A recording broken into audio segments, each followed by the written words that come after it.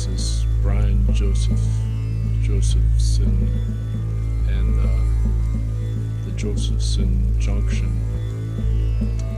and the concept of zero sound and phonon qubits. So I actually got a couple replies back from Nobel physicist Josephson, and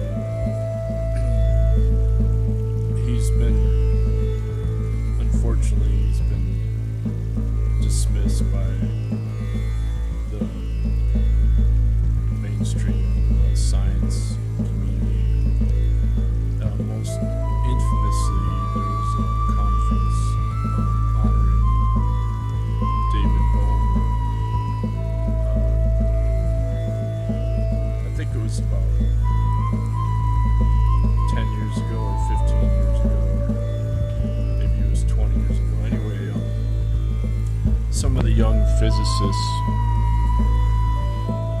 were basically refused to go because Brian Josephson had been one of the invited speakers, and they were afraid that to have the conference on their CV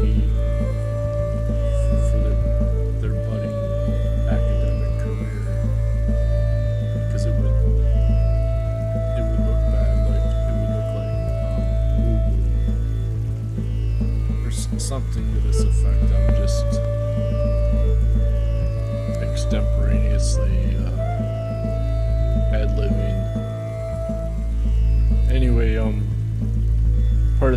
the problem was that he got the Nobel Prize, and then if you read his Nobel laureate lecture for receiving the prize, he talks about how the key to the Josephson junction that he predicted is due to symmetry breaking of the phase of space-time itself.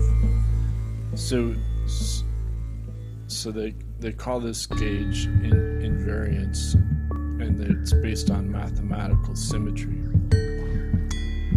And so the Josephson junction, it's used whenever somebody gets an MRI. They have to use a SQUID, which is a superconducting quantum interference device. And also, whenever somebody deals with electronics, the national standard for measuring the volt, the origin of the volt, is from they use a Josephson junction.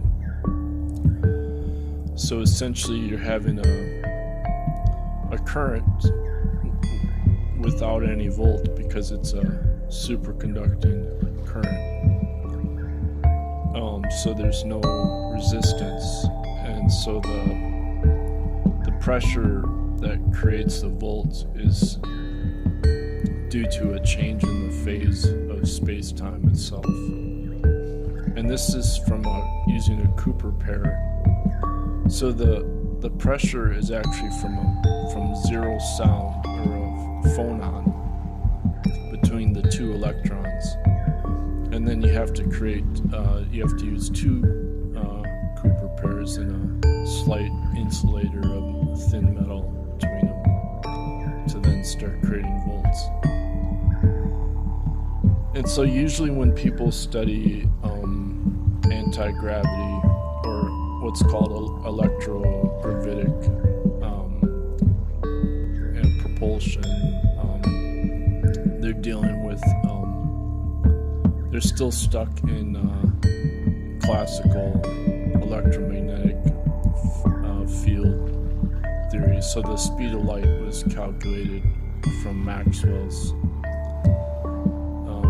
classical electromagnetic field.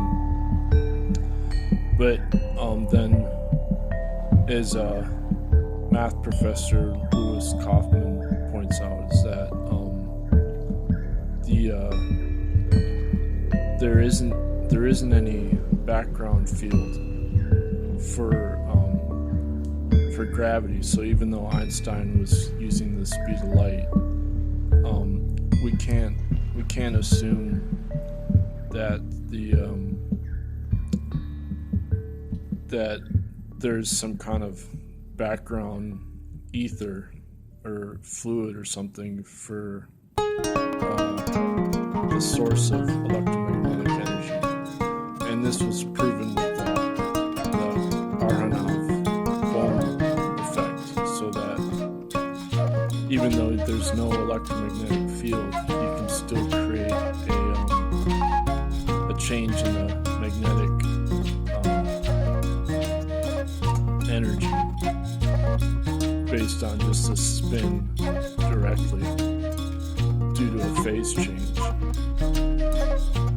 And so Brian Josephson, he got into meditation, and he told me he does practice qigong at Cambridge, and he told me that in an email. So maybe he doesn't want people to know that or something, but so I apologize. On the other hand, if somebody's a famous public figure, public intellectual in the U.S., that's in the domain of free speech, in my opinion. You can share, like if Noam Chomsky, I've corresponded with him, I consider him to be a famous public intellectual, and people have the right to know the information. And then he left transcendental meditation, but he thanked me when I sent him this quote from a former Hampshire College physics professor, and that's where I took college, at Hampshire College. So Lawrence Domash, he also became sort of the transcendental meditation physicist, and he was saying how he thinks that when you do the chanting, the mantra, this resonates into the non-commutative phase, the one-half spin of the electrons and the magnetic moment between the protons and the electrons in the brain. And this has been corroborated through the work of Hamroth and Penrose. And so Penrose, I think he's at Oxford, and Josephson's at Cambridge. But at any rate, the point being that in quantum biology, they've proven now that you can have a macro quantum entanglement that's maintained through resonance. And so the question is, how is this done? Like in photosynthesis, the quantum entanglement enables almost zero loss of energy transferring photons into electrochemical charge. And so the idea here is that information in science time is actually a real thing. So another Hampshire College physicist, he took this first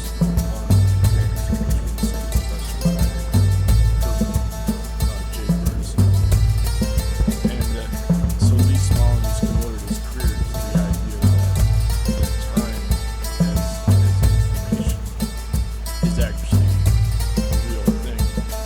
So that, as Schrodinger hypothesized, Neigong-Tropy, that powers the sun quantum entanglement also powers life as so in the Hamrock Penrose, they hypothesized that we have self-consciousness because we have a macro quantum resonance, or what they call orchestration, that automatically then blasts the non-local proto-consciousness of the universe into a localized measurement as information. What we measure is gravity as an external measurement. And so some physicists like research lab where they are trying to test this using phonons and superconductors or the boisons condensates. And they've proven that entanglement, non-local entanglement, is maintained even through curved spacetime, rather as an acceleration. And so this was the one thing that Einstein could never accept. They call it ghost field spooky reaction and distance. And he's proven that entanglement, it's not limited to any physical distance. So it is a true non-local action at a distance. It's what I call the fundamental force from music theory. So essentially, in mathematics, we're converting the phonon into using the imaginary number. So the number 1 and the negative number, or less than 1, the subharmonic, is a way to exchange the amplitude from the phase. So you can have a classical energy that's anti-gravity from the phase of non-commutative from the future. And you can do this by listening in meditation. And so I'll end it right there. Thanks.